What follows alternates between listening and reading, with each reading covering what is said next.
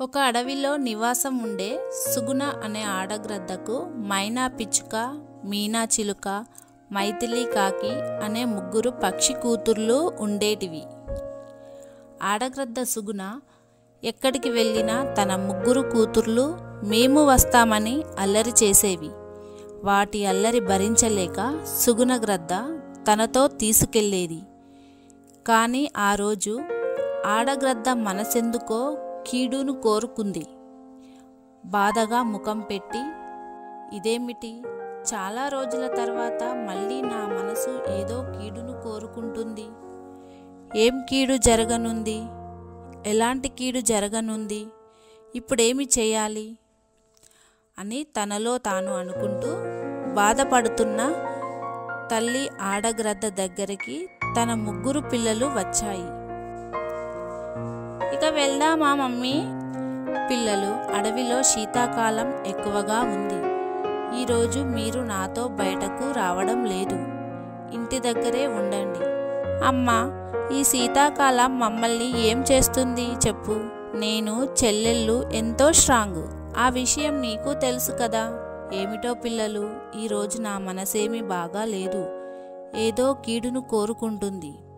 ఏదో ఆపద వచ్చేలా ఉంది. అయినా ఈ శీతాకాలం ఈరోజు కొత్తగా రావడం లేదు కదా. మొన్న వచ్చింది, ఏం కీడు జరిగింది? నిన్న వచ్చింది, ఏం కీడు జరిగింది? ఈరోజు కూడా వచ్చింది, ఏం జరుగుతుంది? అయినా మాకు లేని భయం నీకెందుకు మమ్మీ? ఎందుకంటే నేను మీ అమ్మని కాబట్టి. అమ్మ బాధ్యత ఆకలి అన్నప్పుడు ఆహారం పెట్టడమే కాదు, మంచి చెడుల గురించి చెప్పడం కూడా. పిల్లలను సంతోషంగా షికారుకు తీసుకువెళ్ళడమే కాదు, మారుతున్న వాతావరణాన్ని బట్టి మనసు చెప్పేది వింటూ ఎప్పుడెప్పుడు ఎలాంటి ప్రమాదం వచ్చే అవకాశం ఉందో కూడా చెప్పడం. మరి ఇప్పుడు మనకు ఏ ప్రమాదం రావచ్చని నీ మనసుకు చెబుతుంది మమ్మీ? అన్నీ మీకు నేను చెప్పలేను మైనా. నేను చెప్పినప్పుడు వినాలి. మమ్మీ, అక్క పిచ్చుక చెప్పింది నిజం. మేము చాలా స్ట్రాంగ్. అన్ని వేళలా ఆ స్ట్రాంగ్ పనిచేయదు మైథిలి. రోజు తీసుకువెళ్ళే నేను ఈరోజు వద్దని చెబుతున్నానంటే మీరు అర్థం చేసుకోవాలి. అర్థమైంది మమ్మీ. ఆ ప్రమాదం నువ్వు బయటకి వెళ్ళిన తర్వాత మేము ఇంట్లో ఉన్నప్పుడు వస్తే ఏముంది, మమ్మీ సేవ్ అవుతుంది, మనం ఖతం అవుతాం అని మైనా పిచ్చుక చెప్పగానే ఆడగ్రద్ద తల్లి మనసు తల్లడిల్లిపోయింది. కొంత సమయం వరకు బాగా ఆలోచన చేసి తనతో పాటే తీసుకువెళ్ళడం మంచిదని నిర్ణయానికి వచ్చింది. సరే పదండి పిల్లలు అని చెప్పగానే అవి సంతోషపడుతూ ఎప్పటిలాగే ఆ రోజు కూడా ఆహారం కోసం తల్లితో కలిసి వెళ్తుంటాయి. మంచు పడుతూ ఉంటుంది. పిల్లలు, ఇప్పుడు మనం ఆహారం కోసం వెళ్తున్నాం. ఎవరికి ఏ పండు దొరికితే ఆ పండు తిని కడుపు నింపుకోండి. అలాగే రాత్రికి సరిపడా పళ్ళను కూడా తీసి పెట్టుకోండి. అలాగే అమ్మా. నేను పెద్దదానిని కాబట్టి చెల్లెళ్ళ కోసం 2-3 పళ్ళు ఎక్కువగా తీసుకుంటాను. ముందుగా నువ్వు నీ కడుపు నింపుకో. ఆ తర్వాత చెల్లెల గురించి ఆలోచన చేద్దువు. నీకెప్పుడు నోరు నములుతూ ఉండాలి కదా. ఆ మాట విని మీనా చిలుక, మైథిలి కాకి నవ్వుతుంటాయి. మైనా పిచ్చుక ముఖం చిన్నబుచ్చుకుంటుంది. అయినా తమకు సంబంధం లేదన్నట్టు ఆడగ్రద్ద తన పిల్లలను తీసుకొని ముందుకు వెళుతూ ఉంటుంది. వాటి వెనకాలే మైనా పిచ్చుక కూడా వెళ్తుంది.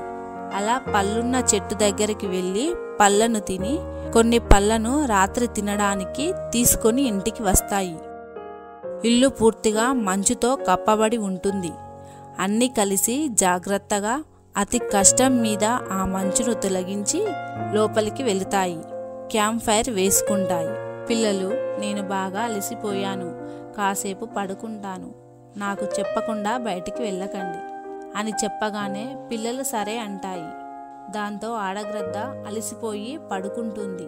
తల్లి పడుకోవడంతో మైనా పిచ్చుక, మీనా చిలుక, మైథిలి కాకి కలిసి దాగుడు మూతలు ఆడుకుందాం అనుకొని గూటి నుంచి బయటకి వస్తాయి. తన కళ్ళు మూసుకొని మైనా పిచ్చుక లెక్కబెడుతూ ఉంటుంది. 1 2 3 10 నేను వస్తున్నాను అని కళ్ళు తెరుస్తుంది. మైనా పిచ్చుక మీనా చిలుక ఒక చెట్టు కొమ్మ మీద దాక్కుంటుంది.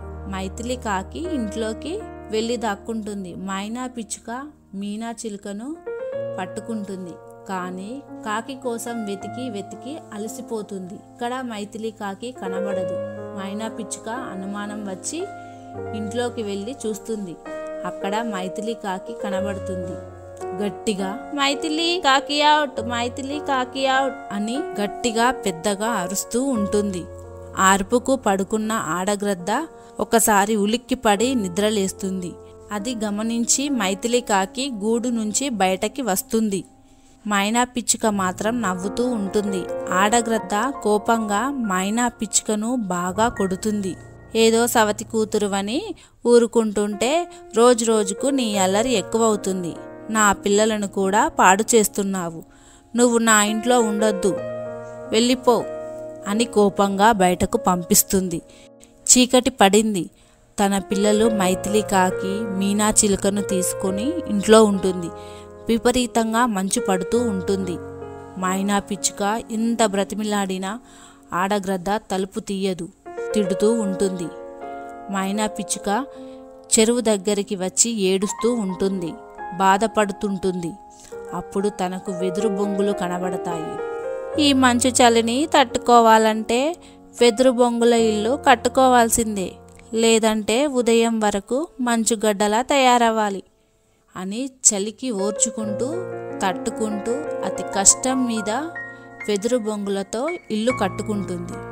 ఆ ఇంట్లో క్యాంప్ ఫైర్ పెట్టుకొని వెచ్చగా ఉంటుంది.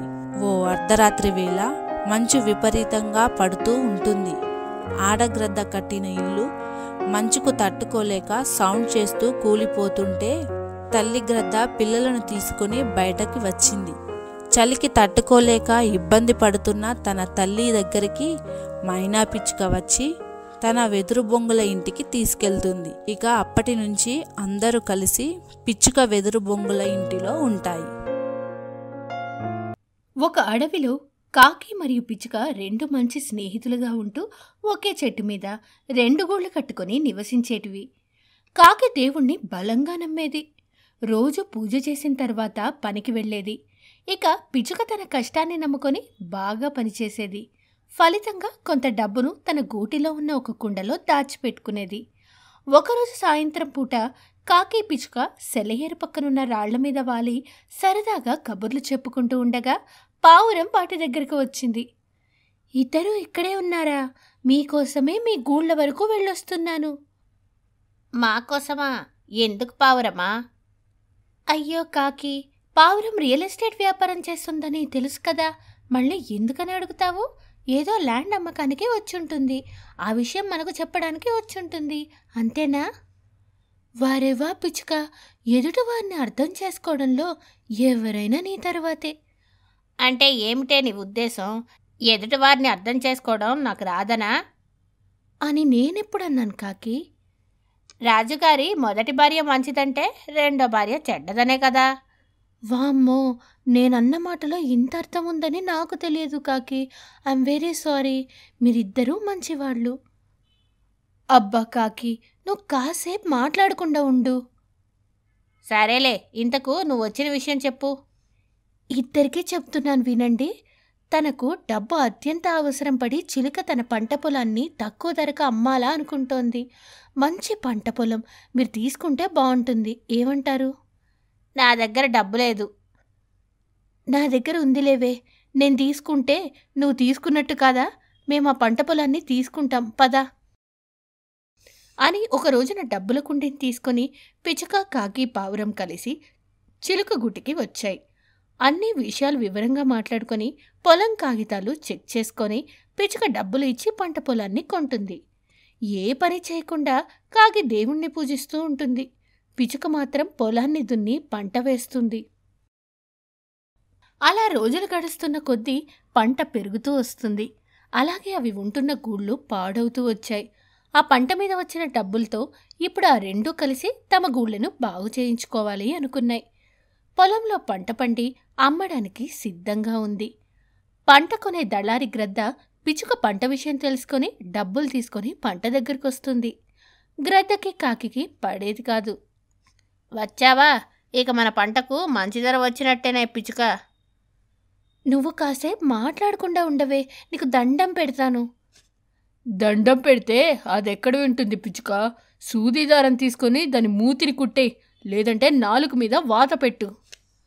దాని మాటలు పట్టించుకో గ్రద్ద, పంటని చూసి డబ్బులివ్వు అని చెప్పగానే గ్రద్ద మరొకసారి పంట చుట్టూ తిరిగి పంటను చూసి ఏమీ మాట్లాడకుండా డబ్బులు తీసి పిచ్చుకకి ఇస్తుంది. ఆ డబ్బుల్ని చూసి కాకి పిచ్చుక సంతోషపడతాయి.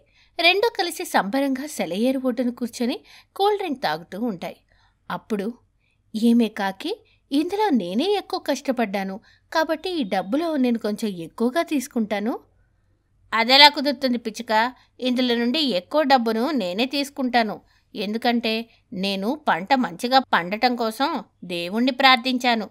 అందుకే మనకు పంట మంచిగా పండింది. దేవుడు లేకుండా ఏమీ సాధ్యం కాదు అని కాకి పిచ్చుక రెండు మాట మీద మాట అనుకుంటూ ఒకదానికొకటి కొట్టుకునే పరిస్థితి వరకు వెళ్ళాయి. పెద్ద గొడవ పెట్టుకున్నాయి. ఆ తర్వాత రెండు కలిసి డబ్బు పంచుకునేందుకు అడవికి పెద్ద దిక్కుగా ఉన్న కొంగగూటికొచ్చాయి. కొంగగూటి బయట వాటి వాదనలను బాధను వినిపించాయి. కాకి పిచ్చుక వాదనలు బాగా విన్న కొంగ బాగా ఆలోచన చేసి తన గూటిలోకి వెళ్ళింది. కొంత సమయం తర్వాత రెండు బియ్యం సంచుల్ని తీసుకొచ్చి వాటి ముందు పడేశాడు. కాకి పిచ్చుక అయోమయంగా చూశాయి. ఈ సంచులలో ఉన్న బియ్యంలో రాళ్లు కలిపాను. రేపు ఉదయం వరకు మీరిద్దరూ సంచిలో నుండి బియ్యం మరియు రాళ్లను వేరు చేయాలి. అలా చేస్తేనే మీరు సంపాదించిన డబ్బులో ఎవరెక్కువ తీసుకోవాలో నేను నిర్ణయిస్తాను. అప్పటి వరకు ఆ డబ్బు నా దగ్గర ఉంటుంది. వెళ్ళండి అని చెప్పగానే కాకి పిచ్చుక ఏమీ మాట్లాడకుండా బియ్యం బస్తాలతో తమ గూటికి వెళ్ళాయి. పిచ్చుక రాత్రిపూట మెలకువగా ఉండి లాంతర్ వెలుగులో బియ్యం మరియు రాళ్లను వేరుచేసింది. కాకి మాత్రం బియ్యం బస్తాను తీసుకొని దేవుడి ముందు వేసి బియ్యం నుండి రాళ్లను వేరు చేయమని దేవుణ్ణి ప్రార్థించింది. మరుసటి రోజున పిచ్చుక తనకు వీలైనన్ని బియ్యం మరియు రాళ్లను వేరుచేసి కొంగ దగ్గరకు వెళ్ళింది. కొంగ అది చూసి చాలా సంతోషించింది. కాకి అలాగే ఉన్న బియ్యం బస్తాను తీసుకొని కొంగ దగ్గరకు వచ్చింది. కొంగకు విషయం అర్థమైంది. కాకి, నీవు కష్టపడి పని చేసినప్పుడే దేవుడు కూడా సహాయం చేస్తాడు అని కొంగ చెప్పగానే కాకి బాధగా తలదించుకుంటుంది. అది చూసి కొంగ లోపలికి వెళ్ళి డబ్బు తీసుకుని వచ్చి ఆ డబ్బులో నుండి ఎక్కువ భాగాన్ని పిచ్చుకకిస్తుంది. కాకి తన తప్పు తెలుసుకొని ఆ తరువాత పిచ్చుకతో కలిసి పొలంలో కష్టపడి పనిచేయడం ప్రారంభించింది. కొన్ని నెలల తర్వాత ఈసారి వారి పంట మొదటి పంట కంటే మెరుగ్గా వచ్చింది. డబ్బులు బాగా వచ్చాయి. అప్పుడు కాకికి మనం ఏదైనా సాధించడానికి దేవునిపై నమ్మకం పెట్టుకొని కూర్చోకూడదు. విజయం సాధించడానికి మనం కృషి చేయాలి. అప్పుడే ఫలితం లభిస్తుందనే విషయాన్ని తెలుసుకుంది. ఆ డబ్బులతో గుళ్ళని బాగు చేసుకున్నాయి.